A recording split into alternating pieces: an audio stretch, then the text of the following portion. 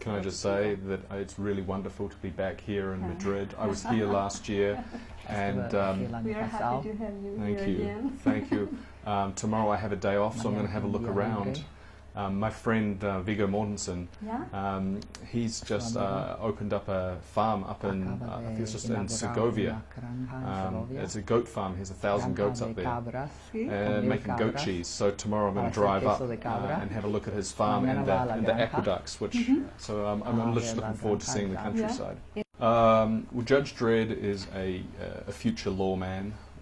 He operates in a time where there's no more police force. The judges have come out from behind their benches in the courtrooms and are now operating on the streets, dispensing instant justice. You know, and this is a society, in Judge Dredd, this is a society that is post-apocalyptic. You know, all the population has crowded into one big city that stretches from Philadelphia to Boston on the eastern side of the United States of America. And it's a society on the edge of collapse, and Judge Dredd is a desperate measure in a desperate time, you know, just struggling to, you know, protect citizens and control and uphold the law. How do you see the future? Do you think some of the things happening now will lead us along to something as bad as that?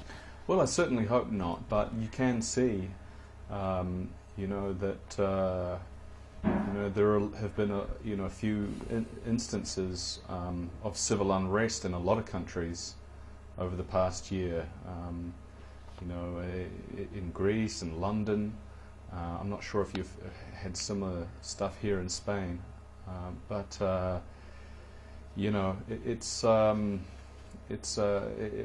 be a frightening reality if you know, people's freedoms were, you know, sort of taken away as much as they are in this movie. Well, I think that you know, it's in many ways it is an old story. It's you know, in the terms of like a Western, where you have, you know, the strong lawman protecting the people, and I think that it's fun to explore a more dangerous vision or reality from the safety of your seat in the cinema. And I think that, you know, at the end of the day, people like to be entertained. And this is a really fun, entertaining movie. And it's scary at times, and it's graphic, it's violent at times, it's visually beautiful.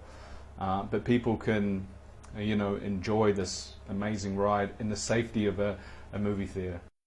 Yeah, I think that Alex Garland has done a really amazing job of creating a movie that is not only visually amazing, but is character-driven, strong characters, and particularly strong women characters as well. You know, they're really, you know, kick-ass action girls, and I think that that's, you know, you don't often see that in cinema.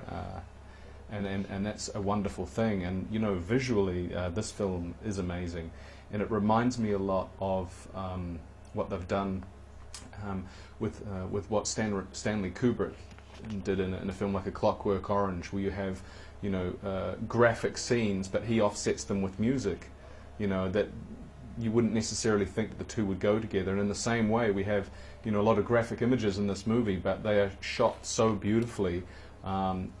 And in 3D, that it really takes on like a moving work of art, and it really elevates, the 3D elevates the movie for sure. No, you know, it wasn't uncomfortable at all. You know, I'm a long-term fan of Judge Dredd, and you know, the thing about Judge Dredd is he never reveals what his face looks like, and he's an enigma. He's mysterious, and you know, he's a tough guy, and with a great sense of humor. And so for me, as a long-term fan, it was important for me that the helmet stay on, and you know, and it was a challenge to communicate with an audience without the use of your eyes. The voice becomes very important, and you know, the physicality, how you do what you do. But I'm very happy with the film.